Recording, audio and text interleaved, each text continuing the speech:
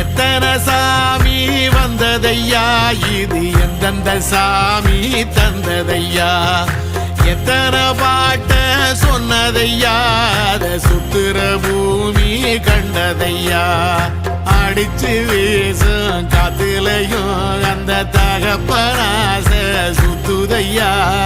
பிடிச்சு பூக்கும் விதையிலும் ஒரு வம்சத்து கதையே உள்ளதையா, 100 தலைமுறை சேர்ந்து செதுக்குன ஈர நலம் இது பாறையா,